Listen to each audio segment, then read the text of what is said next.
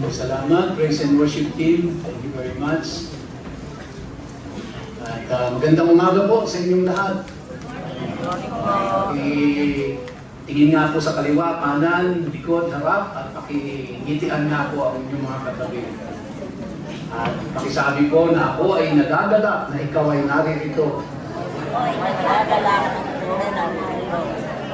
At wala ka sa bahay na nakahiga.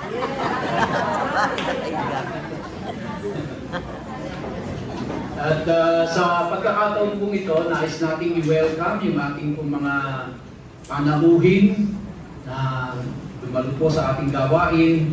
At sa pagtawag po ng inyong pangalan, pakitayo lang po para makilala namin kayo. Let us welcome po si Oscar Langvis. Oscar, kayo po si Oscar. Andiyan din po si Bimboy Saraga. Bimboy. Andiyan din po si Jonathan Maniklam. Jonathan. At second time po na umattend si Winston. Winston, pakita yun. So, sila po yung mga kasalukuyang nagre-renovate ng building natin. Kaya kung nakita niyo kung maganda na yung building natin, although hindi pa po tapos masyado, sila po ang may kasalanan niyan. Sila po nagpapaganda ng ating building. So, thank you so very much sa inyong lahat. And siyempre, welcome din po natin si Flor Delisa Santos. Pwede po pakita yun? Si Nanay Lisa. Si Nanay Lisa po nakakwentuhan ko ng mga 2 seconds kanina. Siya po ay taga-progressive 14 and 16. Kapit-bahay lang natin. No? Kasama po ni Ate Nora Carreño. Okay, so purihin po ang Panginoon at maraming salamat sa ating Diyos na ginising niya tayo kaninang umaga. Mayroong kalakasan, may kalusugan, at may buhay na galing sa Kanya. At kung inyo pong napapansin sa inyong screen, ang ating pong pag-uusapan ngayon, there's a river within. Magpapatuloy po tayo sa pagtalakay ng Leviticus, hindi pa po tayo tapos doon, at tayo ay nasa kabanatang 23. Iuugnay ko po ito sa John chapter 7, at mamaya ay makikita nyo kung ano ang dahilan. Bago po yan, tayo muna ay saglit na yumuko at manalangin. Ama naming Diyos na makapangyarihan sa lahat, lumalapit po kami na iyong mga anak sa mga oras na ito at humihingi kami sa iyo ng iyong patnubay at gabayan mo kami sa aming pag-aaral ng iyong banal na salita. Bigyan mo kami ng bukas na isipan at kaliwanagan upang maunawaan namin ang paksang tatalakayin namin sa umaga nito. Pagpalain mo ang bawat isa at ang bawat pamilyang nire-represent ng bawat isang naririto. Sa iyo po ang papuri, pagsamba at pagdakila sa pangalan ni Yeshua. Amen and amen. Now, yung pong John chapter 7, verses 37 to 39, ay maraming beses niyo na itong narinig. And probably, you have memorized it by heart. Pero pangkaraniwan po, ay hindi natin alam kung saan hinugot ng Panginoong Hesus nang banggitin niya ang mga talatang ito. At ito po ay ating pag-uusapan ngayong umaga. Basahin nun natin yung John chapter 7, verse 37 to 39. Sabi po sa verse 37, on the last day of the feast, sa huling araw ng piyesta. Anong piyesta itong pinag-uusapan nila rito? Yun po yung tatalakayin natin pagkatapos nito. At yun po ay ang Feast of Sukkot. No? The Feast of Tabernacles. Uiugnay po natin lahat yan. Mamaya, bubuin natin yung istorya. Why is it so important na binabanggit po natin ito? So on the last day, sa huling araw ng Feast of Sukkot, the great day, they call it the great day. Jesus stood up and cried out. Tumindig si Jesus sa kalagitnaan ng pagdiriwang ng Sukkot. Tumindig si Jesus at ito ang kanyang sinabi. If anyone thirsts, let him come to me and drink. I'm sure narinig niyo na ho yan so many times. Diba? Na-quote na natin yan, na-ituro na natin siguro yan. Pero saan kinuha ni Jesus yun? Yung ba at random, na bigla na lang siyang sa kalagitnaan ng pagtitipon at pagdiriwang, ay tumindig ang Panginoong Jesus at sinabi niya, if anyone thirst, let him come to me and drink. Ano ang naging reaksyon ng mga nakadinig? Ano ang pagkaunawa nila? Nung time na yon, ang kinakausap niya yung mga Hudyong nandoon. Paano nila naunawaan yon? The same ba na kung paano natin siya nauunawaan ngayon? O iba ang pangunawa nila noon sa pangunawa natin ngayon? Nung sinabi ng Panginoong Jesus, if anyone thirsts, lahat ng nauuhaw, let him come to me and drink. Paano mo iinumin si Jesus? No? Verse 38, ayun po lumipat, yan. Tapos sabi niya, whoever believes in me, as the scripture has said. So, nung sinabi niyang doon sa una po na let him come to me and drink, tapos sinabihan niya po ng whoever believes in me. So yun yung paraan kung paano mo siya iinumin sa matalinhagang pananalita. Oh? So paano mo iinumin si Jesus? You believe in Him. Kaya kapag pinaniwalaan mo si Jesus, ito po ay patalinghagang sinabi niyang, inumin niyo ako. Sabi niya, pag ginawa mo yon, ito ang mangyayari. Out of his heart, the moment you believe in God, the moment you drink Jesus, out of his heart will flow rivers of living water. Kaya yung title po natin ay There's a River Within You. There's a river within you. So, verse 39. Now, this he said about the Spirit. So, yung rivers, no, sabi niya doon sa pangalawa kasi, rivers of living water will flow out of you. So, ano yung river na yon? Ito po yun. The Spirit, whom those who believe in Him were to receive. So the moment you believe in Jesus, naniwala at nanampalataya ka sa Kanya, out of you, lalabas yung rivers of life. Ano yung rivers of life? It is the Spirit. No? Buhay na Espiritu ng Diyos. Sabi niya, for as yet the Spirit had not been given because Jesus was not yet glorified. Remember, nung umakyat na ang Panginoong Hesus sa langit, at saka po bumaba ang banal na Espiritu. So at this time, wala pa yung Espiritu. Kaya sabi niya dyan, for as yet the Spirit had not been given. Kasi mangyayari lang po yun pagpanik na ng Diyos sa langit. Mangyayari yung pagbaba ng Espiritu ng Diyos. At yung pag tinanggap mo siya, ang Espiritu ng Diyos ay mananahan sa iyo, at dahil nananahan ang Espiritu Santo sa iyo, lalabas ang living water.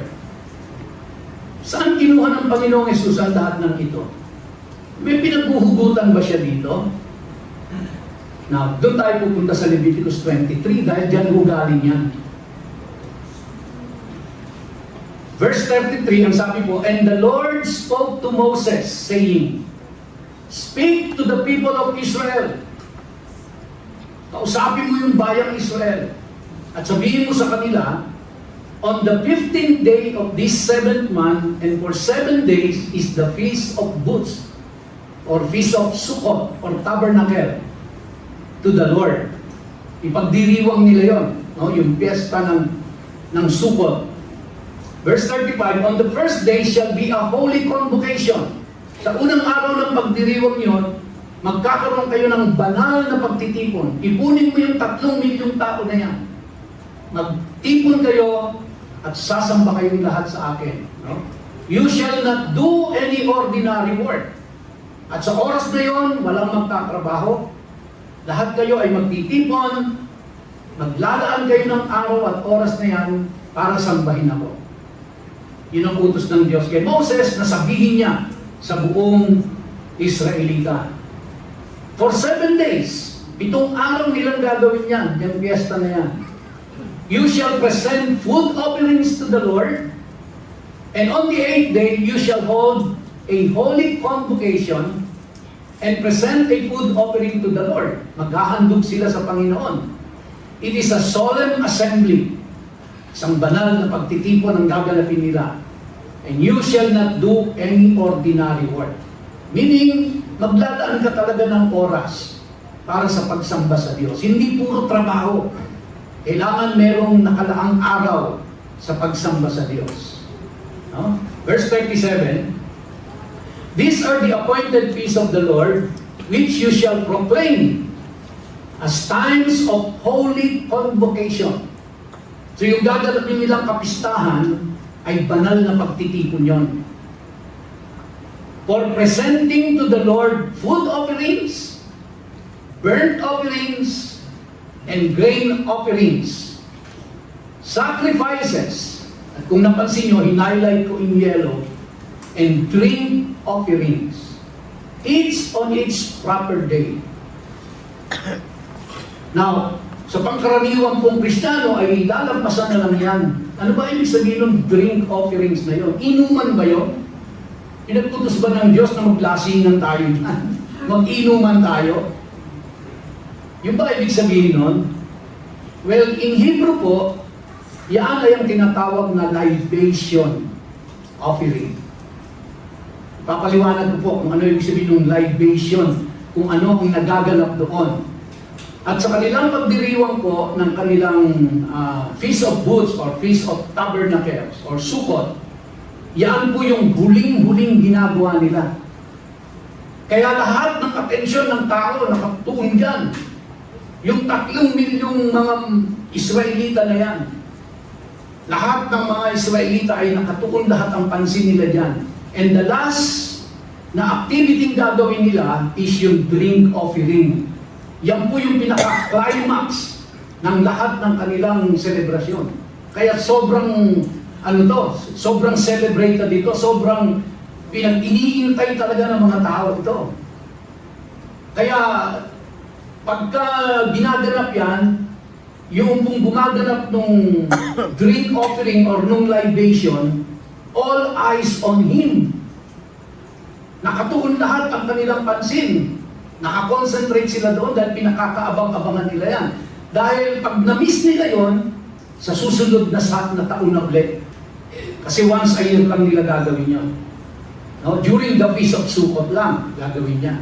Hindi nila ginagawa araw-araw yan. Kaya very important, very significant na celebration sa kanila yan. Especially the drink offering. Okay? So, sabi sa verse 38, besides the Lord's Sabbaths, and besides your gifts, and besides all your vow offerings, and besides all your free will offerings, which you give to the Lord, on the 50th day of the 7th month, when you have gathered in the produce of the land. Kasi ito po yung huling harvest season na. No? Huling harvest season na, kasunod niyan, planting season na sila, magtatanim na. Tapos na yung yung pag-aani. Yan na yung huling aanihin nila pagkatapos taniman na naman. You shall celebrate the feast of the Lord. So during anihan, magpiesta kayo, mag-celebrate kayo. On the first day shall be a solemn rest. And on the 8th day shall be a solemn rest. So 7 days kasi yun eh. No? Kaya yung unang araw pahinga, celebration kayo, ikahuling araw pahinga, ikawalong araw. 40. And you shall take on the first day the fruit of splendid trees, branches of palm trees, and bough of leafy trees, and willows of the brook, and you shall rejoice before the Lord your God 7 days. So, para makarelate tayo ng konti, ano ba ginagawa nila during this time? Yung mga tao po, pumupunta sila doon sa mga creek, sa mga tabi ng ilog, kinukuha nila yung mga willows, mga halaman yan, na mahaba ang tangkay niyan. Kumbaga po parang nagkakaroon ng palaspas. Lahat yung mga tao may dalang branches of trees. Winawagayway nila yan in the celebration of Sukkot. Yan po yung nangyayari dyan. Anong ginagawa ng priest, yung pinaka-religious leader nila? Ano ang ginagawa nila ng mga priest? No? Mamaya. You shall celebrate it as a feast to the Lord for 7 days in the year. It is a statute forever throughout your generations. Lahat ng saling lahi ninyo gagawin yan. Kaya po ito, panahon pa ni Moses ito, 3,000 years ago, hanggang ngayon ho, ginagawa nila yan. No? Taon-taon yan, ginagawa nila, walang palya yan, kahit nasaan sila. So, ibig sabihin, ganun kahalaga yan. Dahil utos ng Diyos sa kanila yan. It is a statute forever throughout your generations. You shall celebrate it in the 7th month. Okay? 42. You shall dwell in woods for 7 days. Titira kayo sa mga tolda sa 7 araw. All native Israelites shall dwell in woods, that your generations may know. What's the purpose? Anong dahilan? That your generations may know that I made the people of Israel dwell in woods when I brought them out of the land of Egypt. I am the Lord your God. Ito po ay bilang paalala sa kanila, huwag nilang kalilimutan na dati ang kanilang mga ninuno ay bihag, alipin ng bayang Egypt. Pero dahil sa kapangyarihan ng Diyos, lahat sila doon sa isang bayan na bansang makasalanan ay inahaon sila ng Diyos mula sa pagmamalupit ng mga Egyptians. And throughout their stay in the wilderness for 40 years, sinustain sila ng Diyos every day sa lahat ng kanilang pangangailangan. At doon ay nagtayo sila ng mga temporary na shelter nila, mga habong, kumbaga, maliliit na tolda, at doon sila tumira sa loob ng 40 taon. At nais ng Diyos, huwag niyong kalilimutan na ako ang nag-provide ng lahat ng inyong pangangailangan. Kaya ipagdiwang niyo yun. Yun ang utos ng Panginoon. No? Verse 44, Thus Moses declared to the people of Israel the appointed feast of the Lord. Right. So ano nangyayari po during this celebration? Yung huling celebration nila for the year. Ang priest, sa simula po ng celebration, ang priest ay pupunta po siya doon sa Siloam River or Siloam Lake. Yan po ay picture lamang, no? Just to illustrate. Pupunta po yung priest dyan, may dala-dala siyang gintong pitcher. Kasama yan yung ibang mga priest at meron pong nagboblo ng trumpet dyan. Tapos yung mga tao na kumuha ng kanilang mga quote-unquote palaspas, winawagayway nila yan. Habang tumutunog ang mga trumpeta, habang nag-aawitan sila. So it's a celebration talaga. Imagine niyo po, millions of Jews, lahat ng mga Hudyo nandoon. Bata, matanda, lalaki, babae, kung saan-saan silang galing, nagtipon sila dyan sa lugar na yan para i-celebrate yung Feast of the Lord, yung Sukkot in particular. So yung pari po, kukuha siya, may dala-dala siyang gintong pitcher, isasalot niya yung tubig, yung pitcher doon sa tubig. Kukuha siya ng tubig dyan. So yung tubig, bit niya yun, nasa pitcher siya, pagkatapos may mga trumpets. Na yung nagta-trumpet pong yun ay tatlong taga-trumpet, tatlong taga-ihip ng trumpet na bawat isa ay 7 beses na hihipan. So in total, merong 21 na tunog na maririnig sila. Okay? Now, tsaka na natin pag-uusapan kung ano ang relasyon niyan sa Book of Revelation. No, hindi ngayon, masyado tayo mahaba. So basta ganun po, yan ang celebration. So pagkuha ng paring ng tubig sa Siloam River, dala niya yung pitcher na ginto, pagbitbit niya yon, dadalhin niya yung dun sa pinaka-altar. So kasunod ng mga tao dyan, nagwawagayway yung kanilang mga palaspas. Nag-aawitan, nagtutugtugan, masaya. Tapos pag sumamba na po siya dun sa pinakataas ng altar, dalawa silang, may kasama siyang isang pare, dalawa sila doon, parehas silang may hawak na pitcher na ginto. So yung isang pare, ang hawak niyang pitcher, ang laman ay tubig na galing doon sa Siloam River, at yung isa naman ay merong laman na wine.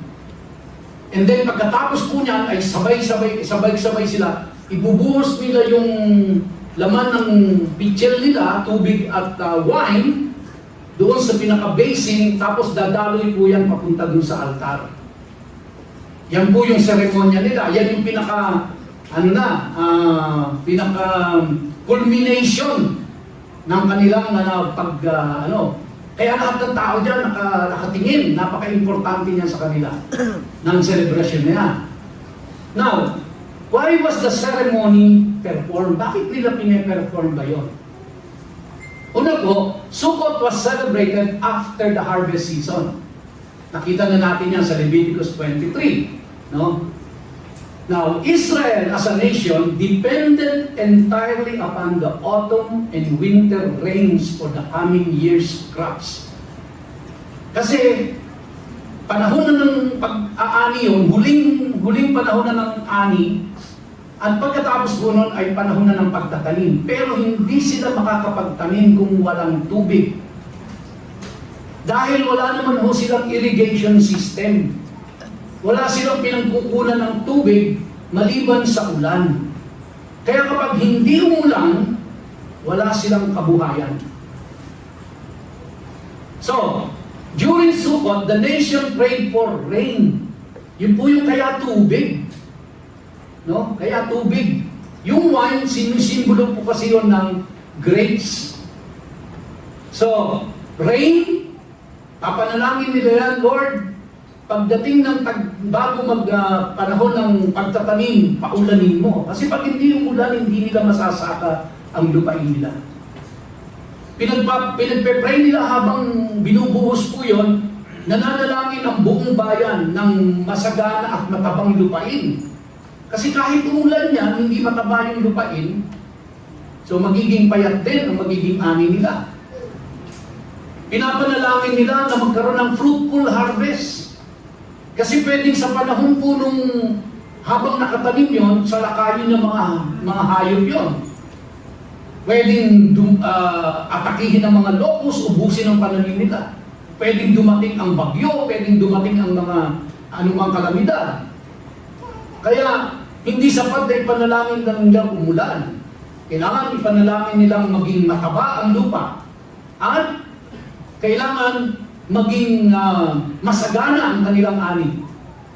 And then, kasama po doon, pinapanalangin nila yung patuloy na pagpapala ng Diyos. Kasi hindi lang para sa taon na ito, kundi sa mga susunod pang taon, kailangan maging masagana. At isa po sa pinaka-symbolic na ginagawa nila dyan, nag-iintay kasi sila ng kanilang Messianic Kingdom. Nung ginagawa po ito, nung panahon ni Jesus, sila ay nasa ilalim ng pamumuno at kapangyarihan ng Rome. Sila ay nasasakop ng Rome ng mga time na yon. Kaya sabik na silang dumating ang kanilang tagapagpalaya, ang kanilang tagapagligtas, ang kanilang Mesaya. Kaya during that celebration, pinapanalangin po nila yan. Kasama yon sa panalangin. So, the water pouring ceremony symbolized Israel's complete dependence upon God. Yun po ay pinapahayag nila, habang ginagawa nila yon, pinapahayag nila na ang kanilang dependence ay sa Diyos lamang. Kasi wala namang pwedeng magpaulan lang kundi ang Diyos. Siya lang ang may kapangyarihan sa nature. Pag sinabi ng Diyos hindi uulan, hindi uulan. Pag sinabi ng Diyos na uulan, uulan. Kaya ang ipinakikita po doon ay sa kanilang pagtawag sa Diyos, nasa iyo ang complete 100% na depending namin. Nakadepende kami sa iyo 100%. Okay? So, kasi pag hindi po umulan, ano mangyayari? Walang pananim na mangyayari. Paano nila tataniman ang tigang na lupa? Paano nila aararuhin yun kung napakatigas? Pag walang crops, walang pananim, walang pagkain, gutom silang lahat. Gutom silang lahat. Ngayon, hindi lang mo sila. Pati yung mga hayop. Kasi doon din nakadepende ang hayop sa mga halamang tinatanim nila. Doon din nakadepende yung hayop sa iinumin niyang tubig. Kaya kapag walang tubig, yung mga hayop hindi rin po mabubuhay. Hindi lang yung mga tao, kundi pati hayop, wala. Ay sa paano yung pagsasakahin ang isang hayop na hindi kumain, hindi uminom, tapos ipabubungkal mo ang tigang na lupa? Doesn't make sense, di ba? Kaya napakahalaga nun sa kanila. At dahil po dyan, pag hindi tinugon ng Diyos ang panalangin nila, walang buhay. Magkakamatay silang lahat. Mga tao, mga hayop. Kaya ang kanilang dependence is only on God. Lord, make it rain. Paulanin mo, Panginoon. Now, meron po tayong makikita sa mga talata na kung saan hindi lang po yung pag-ulan ang hinihiling nila, kundi kaakibat po nito ay ang pagdating ng Espiritu Santo. So hindi lang po ito puro physical na pangangailangan nila. Mayroon din silang pangangailangang spiritual. Kaya sabi po sa Isaiah 44 verse 3, "For I will pour water on the thirsty land. I will pour my spirit upon your offspring." So kapag ginagawa po nila itong seremonya na ito, kanila pong naaalala ang Isaiah 44 verse 3. Yun yung nasa isip nila. Naalala nila ang Joel chapter 2 verse 28. "I will pour out my spirit upon all flesh." And in Ezekiel 36, 25 to 27, "I will sprinkle clean water on you, and I will put my spirit within you." So they are crying for physical blessings. They are also crying for spiritual blessing. So hindi po puro physical na pagpapala, kundi pati spiritual na pagpapala ay kailangan ng tao. Kaya nga ang Diyos ay nag-utos sa kanila, magtrabaho kayo ng 6 na araw. Pero yung isang araw ay ipapahinga ninyo at isasamba ninyo sa akin. So kailangan nyo ng physical blessing, pero kailangan nyo rin ng spiritual blessing. Hindi puro physical, kailangan din ng spiritual na pagpapala buhat sa Diyos. Kaya sa John chapter 7, verse 37 to 30, panahon na po ito ng Panginoong Jesucristo. In the middle of the feast, doon sa kalagitnaan po yun, nai-imagine nyo ba? Yung pare, sumalok ng tubig doon sa Siloam, umanik doon sa pinaka-altar, ibinuhos ang tubig at ang wine. Habang nagsa-celebrate ang lahat, habang lahat ng tao ay nakatuon ang kanilang atensyon sa ginagawa ng priest, biglang tumayo ang Panginoong Hesus sa kalagitnaan na iyon. At doon niya sinabi, habang ibinubuhos yung tubig, bigla siyang tumayo at malakas niyang sinabi sa kapulungan. Nai-imagine niyo po ba? Biglang umiksena ang Panginoong Hesus. At ito ang kanyang mga binitawang salita. "If anyone thirsts, let him come to me and drink. Whoever believes in me, out of his heart will flow rivers of living water." Tagalogin natin. Kasi nagtagalog si Jesus din, sa isip lang natin. Pero Hebrew yung kanyang salita doon. Para lang tumago sa puso natin. Tagalogin natin. Sa kalagitnaan ng napakalaking pagdiriwang, yung climax ng kanilang pagdiriwang, lahat ng tao ay nakatingin, lahat ay nandun ang atensyon. Imagine niyo po, di ba? Biglang tumayo ang Panginoong Hesus sa gitna nila at sinabi, "Kung ang sino man ay nauuhaw, lumapit siya sa akin at uminom. Ang sumasampalataya sa akin, mula sa kanyang puso, ay dadaloy ang mga ilog ng tubig na nagbibigay buhay." Now, ilagay niyo po ang sarili niyo sa first century. Nandun kayo. Nagse-celebrate kayo ng pagdiriwang ngayon. Bigla niyo narinig sa Panginoong Hesus ito. Ano ang nasa isip ninyo? Now, kung tatanungin tayo ngayon, parehas ba yung iniisip nila noon, nung narinig nila si Jesus noon, sa iniisip natin ngayon, nung marinig natin ang mga talatang ito? Tingin nyo parehas? Ha? Kaya kung hindi natin alam yung background, mga kapatid, the historical background, at bakit sinabi ni Jesus yun, hindi natin siya mauunawaan ng lubusan. Kaya para sa atin po, kung tayo ang nakarinig nito ngayon, ayan, to modern readers like us, Jesus' statement sounds beautiful. Para sa ating pagdinig, ang gandang pakinggan. Pero kailangan natin siyang unawain kung paano siya naiintindihan ng mga taong nandoon ng mga oras na yon at nagaganap yung celebration na yon, kung paano nila inintindi yung mga sinabi ni Jesus na yon. Malalaman kaya natin? Malalaman po natin. So the first century Jews, it was breathtaking. Natulala ho ang maraming tao doon, napanganga, nagimbal, nung marinig nila yon. Bakit to? Every year, they prayed for rain. Every year, they prayed for blessing. Nananalangin silang pagpalain sila taon-taon. Every year, nananalangin sila na dumating yung kanilang Mesaya. Every year, nananalangin sila na dumating ang banal na Espiritu sa kanila. No? Yan po ang pakay nila, ba't nila ginagawa yun? Then in the middle of that, na yun ang mga nasa isip nila yung kanilang tinignan natin sa Old Testament na mga talata. Dahil very much aware sila doon eh. Kay Jeremiah, kay Ezekiel, kay Joel, very much aware sila dahil aral sila sa salita ng Diyos. Kaya alam nila lahat yung mga salita na yon. Then Jesus declared, everything this ceremony points to its fulfilled, no, in me.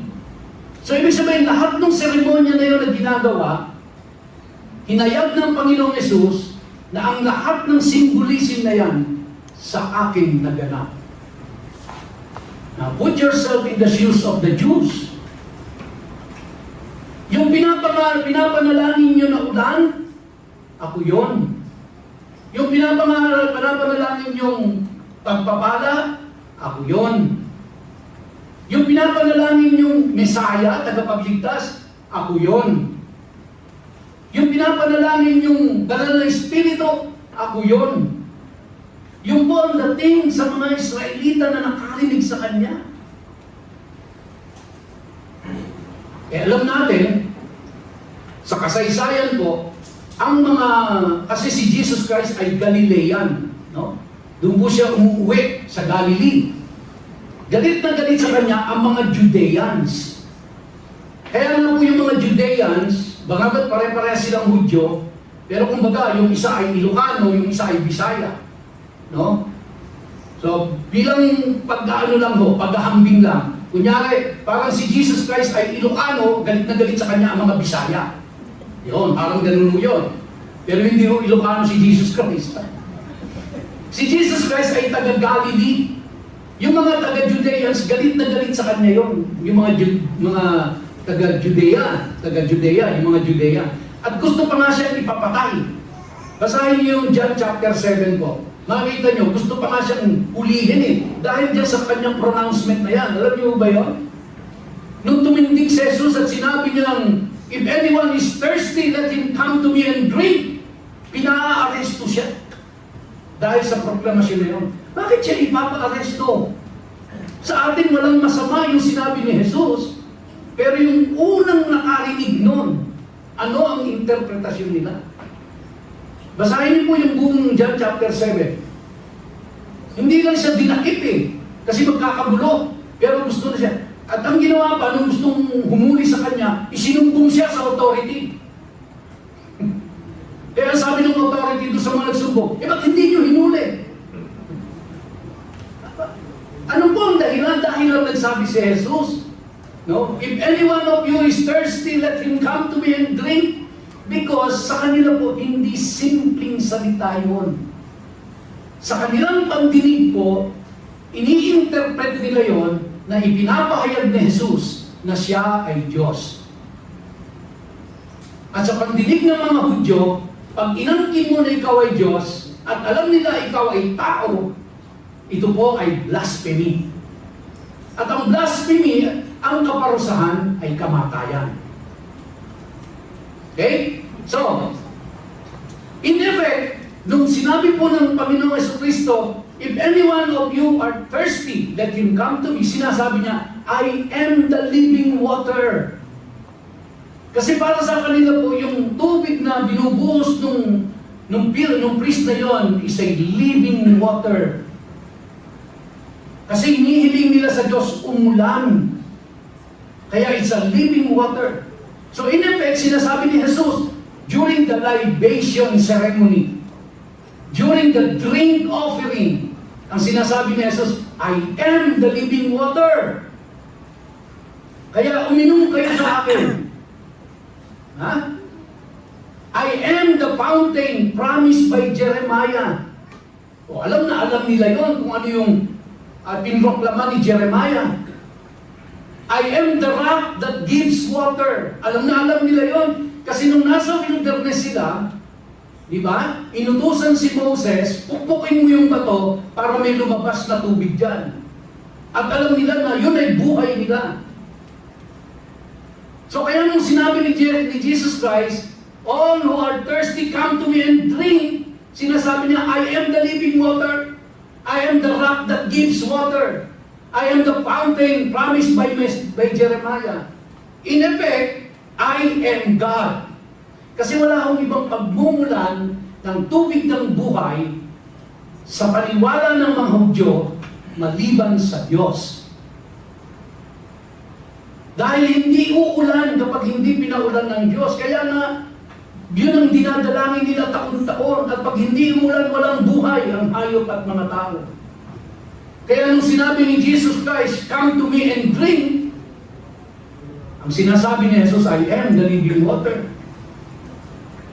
So siyempre ang tanong, paano kami iinom sa iyo? Kaya in-explain niya, you believe in me. And when he said, you believe in me, sinasabi niya, I am your Messiah. You see, kung ba anong implikasyon sa kanila noon? Na bakit nagkaroon ng mga ganong reaksyon? Pero tayo, di ba, gandang-ganda tayo dun sa ano. Hindi natin kasi alam kung ano yung background. At saan hinuhugot ni Jesus Christ yung kanyang sinabi na yun. Then Jesus declared, everything this ceremony points to is fulfilled in me. He was saying, I am the fulfillment of Isaiah's wells of salvation. Kasi may mga binanggit din si Isaiah tungkol sa living water. Sinasabi niya, ako yung fulfillment ng prophecy ni Isaiah. Ako yung fulfillment ng prophecy ni Jeremiah. I am the one who pours out the Holy Spirit. Believe in me, and you will not merely receive living water. You will become a channel through which it flows. So, kumbaga po, ako ang living water, ako ang buhay, o ang tubig na buhay. Pag ininom niyo ako, lalabas din sa inyo ang tubig na buhay. Pag naniwala kayo sa akin, may lalabas din na tubig ng buhay sa inyo. Magiging channel kayo. Eh mga kapatid, sa pag-iisip po ng mga Hudyo, yung pag binubuhos na yung tubig, doon sa pinaka-basin, at tatakbo na siya doon sa altar, ang channel ng buhay sa kanila ay yung kanilang templo. Okay? So, kaya nung sabihin ng Panginoong Jesucristo na kapag naniwala kayo sa akin, no, out of your mouth will flow living water, ang ibig sabihin nun, ikaw ay magiging templo ng Diyos at mula sa iyo ay lalabas ang buhay.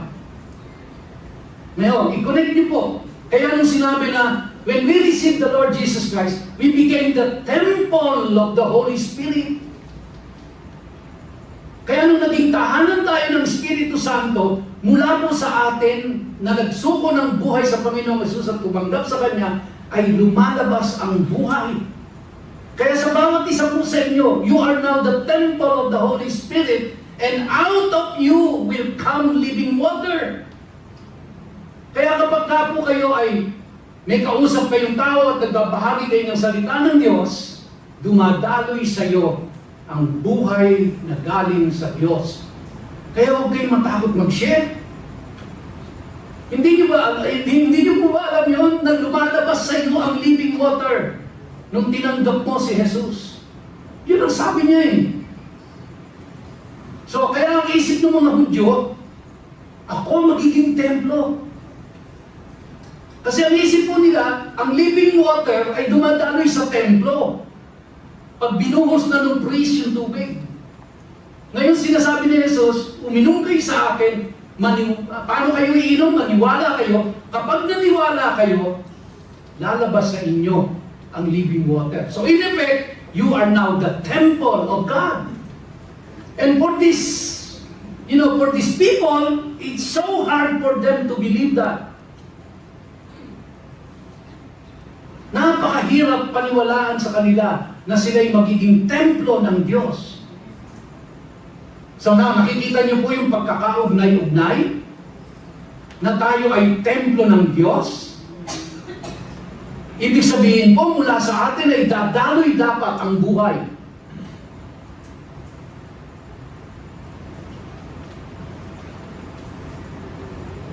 Are you with me? Yes. Naiisip niyo na po ba kung sino kayo nung tinanggap niyo ang Panginoong Hesus? At wala akong piniling tao dito, ha? Mayaman ang sabi ng Panginoong Hesus Kristo, whoever believes in me.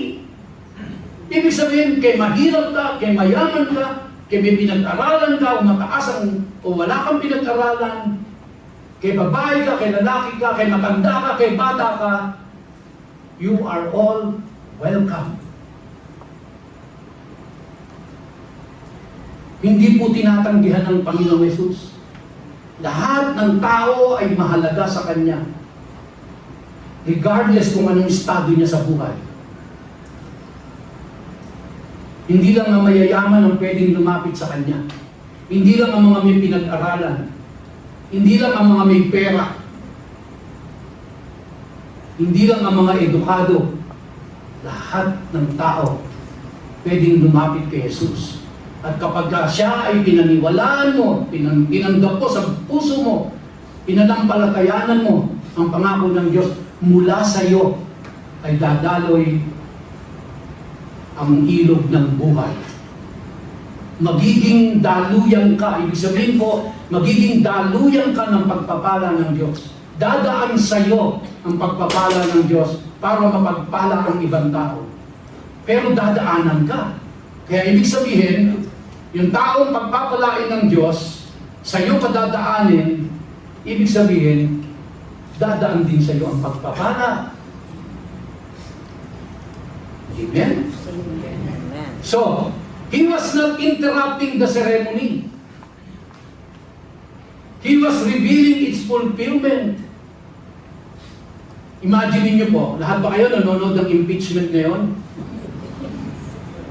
Imagine niyo po, bigla niyo akong nakita doon. Tapos tumayo ako. Di ba? At sinabi ko sa kanila, if any one of you will drink, ano sa tingin niyo ang gagawin ng Senado sa akin? Sergeant at Arms, contempt. Kulong si Dante Peña. O no, pinagsasasabi dito. Yan po yung senaryo. Imagine nyo, the most celebrated, the most important, the climax of their year celebration, all of a sudden, doon sa pinaka-climax, no? Na portion ng celebration nila, habang binubuhos yung tubig, biglang tumayo ang Panginoong Jesus. Is any one of you thirsty? Biglang lino na lahat. Nawala yung attention doon sa priest. If any one of you thirsty, let him drink. Yun po yung pinanggagalingan noon, mga kapatid. The water carried from the pool of Siloam to the altar could only symbolize life. Jesus offered the reality. Symbolism ng lahat yan. Ito ang realidad, ako yun. Can you imagine that? Para bang sinasabi ng Panginoon Hesus sa kanila, itigil ang selebrasyon! Dahil ang lahat ng hinihingi nyo dyan, ako na yun! Paano tatanggapin ng tao yan? Kaya may nagalit to, hindi naman lahat natuwa eh.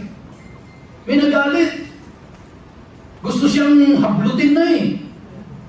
Baka kung ano pa pagsasabihin eh. Eh hindi nila mahuli. Sinumbong sa authority. Dinala sa NBI.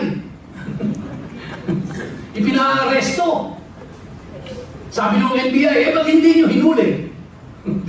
Ba't hindi kayo dumakit? Because ito pong mga sinabi ng Panginoong Hesus na ito ay talagang very revolutionary. Okay?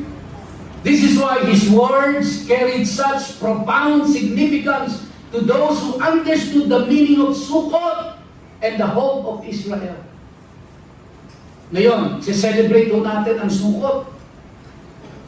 I hope naiintindihan mo natin ang importance niyang Sukkot na yan. End of harvest season. Hihilingin natin sa Diyos na i-bless tayo sa buong susunod na taon. And nakita naman ho natin all throughout the year, naging faithful ang Diyos natin. Ha?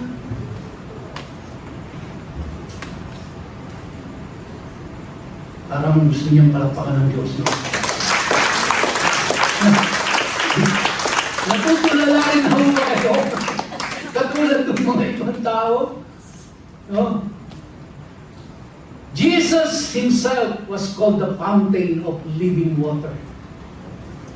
Kaya sabi niya, pag uminom kayo sa akin, hindi na kayo mauuhaw.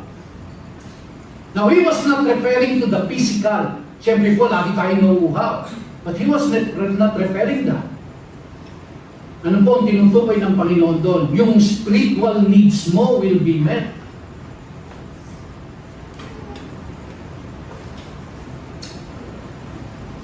So Jesus is essentially saying, the very life that belongs to God will now flow through those who believe in me. Ang dadaloy sa iyo, pag pinanampalatayanan mo ang Panginoong Jesucristo, isinuko mo ang buhay mo sa Kanya, ang dadaloy na sa iyo ay buhay ng Diyos. Dati, hindi ka dinadaluyan ng Diyos. Pero pag isinuko mo ang buhay mo sa Kanya, maging sino ka man, at sincerely tinanggap mo ang Panginoong Hesus, dadaloy ang buhay ng Diyos sa iyo. At magiging kang pagpapala. Magiging daluyan ka ng pagpapala sa iyong pamilya, sa iyong mga kaibigan, sa iyong mga kasamahan sa trabaho. No? So, kaya nung narinig nila yun, naalala nila si Ezekiel. Naalala nila yung significance ng Feast of Tabernacles. Naalala po nila na pinangako ng Diyos na yung ilog mula sa Eden ay muling dadaloy, which is ilog ng buhay. At naalala po nila, the believer becomes the new temple. So, huwag na natin basahin ang masyadong mahaba. Mga kapatid, sa loob ng maraming siglo, taon-taong pinapanood ng Israel ang isang pari na may dalang gintong pitsyel na kumukuha ng tubig mula sa lawa ng Siloam at dinadala ito sa templo. Taon-taon ibinubuhos ang tubig sa altar.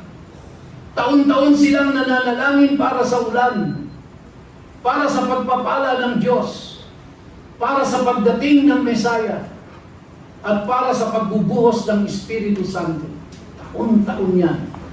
Ngunit nang dumating na ang Mesaya, ang Panginoong Hesus, marami ang labis na nakatuon sa seremonya Kaya hindi nila nakilala ang isa na siyang tunay na katuparan ng lahat ng ipinapakita ng seremonyang yon. Siya yung katuparan nun. Kaya tumayo si Jesus at buong lakas na nagsabi, kung ang sino man ay nauuhaw, lumapit siya sa akin at uminom. What an invitation! Anyone, kung sino man. So sa isang pahayag na yon, ipinakagalan niya na siya ang katuparan ng bawat pangako, bawat propesiya, at bawat larawan ng matagal nang iniintay ng Israel. Ang tubig na ibinubuhos sa altar ay simbolo lamang at hindi kayang lubusang pawiin ang uhaw ng tao. Ngunit ang tubig na buhay na ibinibigay ni Kristo ay hindi kailanman mauubos. Hanggang sa araw na ito, bukas pa rin po ang paanyaya ni Jesus. Patuloy niyang tinatawag ang bawat kaluluwang nauuhaw na lumapit sa Kanya. Ngunit hindi lamang niya tayo inaanyayaang uminom. Ang nais niya ay maging mga daluyan tayo ng Kanyang buhay. Nais niyang umagos mula sa ating buhay ang Kanyang pag-ibig, ang Kanyang biyaya, ang katotohanan at kapangyarihan sa pamamagitan ng Espiritu Santo upang maabot ang isang mundong tuyot na tuyot at uhaw sa Diyos. Kaya ang tanong ay hindi lamang nakalapit ka na ba kay Jesus upang uminom ng tubig na buhay. Ang mas mahalagang tanong ay, mga kapatid, listen to me. Umaagos pa ba ang ilog ng Diyos mula sa ating buhay?